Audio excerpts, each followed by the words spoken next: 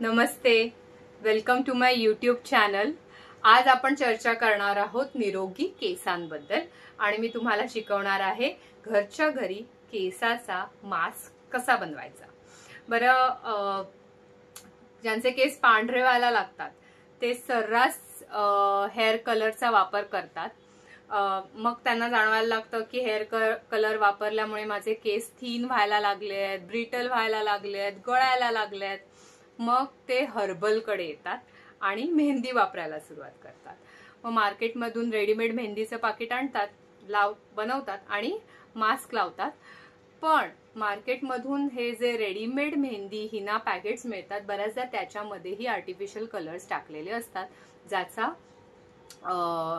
परिणाम आपल्या केसांवर होतो। आज मी तुम्हाला सांगणार आहे की घरच्या घरी मेहंदीचा मास्क कसा बनवायचा, ज्याने केसांचं छान कंडिशनिंगही होईल, केस कलरही होतील आणि केस निरोगीही राहतील। चला मग रेसिपी आपण समजून घेऊ। मेहंदी भिजवण्यासाठी मी इथे वापरते आहे लोखंडाची कढाई। लोखंडाच्या कढाईमध्ये होतं काय, जेव्हा आपण मेहंदी भिजवतो आणि त्याच्यात काही तासांसाठी ठेवतो, तेव्हा लोखंडाच्या कढईतल्या लोहामुळे, आयनमुळे मेहंदीचा कलर हा जरा जास्त डार्क होतो। आणि युजुअली आपण ऑब्झर्व करतो की जेव्हा आपण प्लेन मेहंदी लावतो तेव्हा केस पिंगट होतात, तर ते पिंगट न होता जरा डार्क होतात, अगदी सोनेरी सोनेरी वाटत नाही। म्हणून आपण लोखंडाची कढई घ्यायची, ज्यामध्ये आपल्याला मेहंदी भिजवायची आहे। आपल्या केसाच्या लेंथ प्रमाणे मेहंदी घ्यायची। इथे मी साधारण 1 वाटी मेहंदी घेतली आहे। त्यात मी ऍड करणार आहे आवळा पावडर। आवळा पावडर ही मी मार्केटमधून रेडीमेड आणलेली आहे, कुठल्याही आयुर्वेदिक शॉपमध्ये मिळते।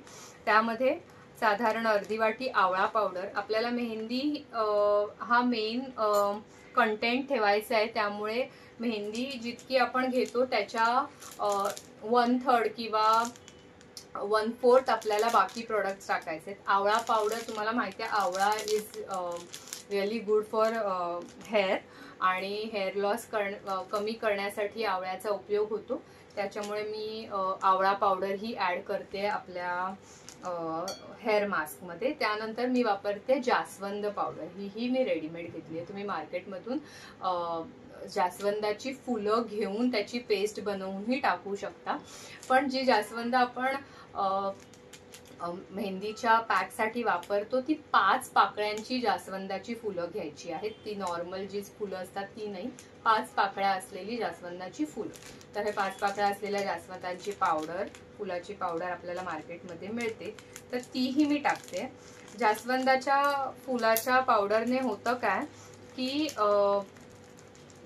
केसांना रंग चांगला चढतो।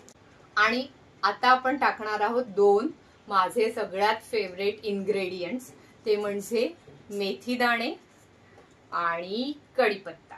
सो मेथी दाणे आणि कढीपत्ता हे एकत्र घ्यायचं, थोडंसं पाणी टाकायचं आणि त्याची छान पेस्ट करायची आणि ती पेस्ट ही आपण आपल्या हिनाच्या मास्क मध्ये टाकणार आहोत।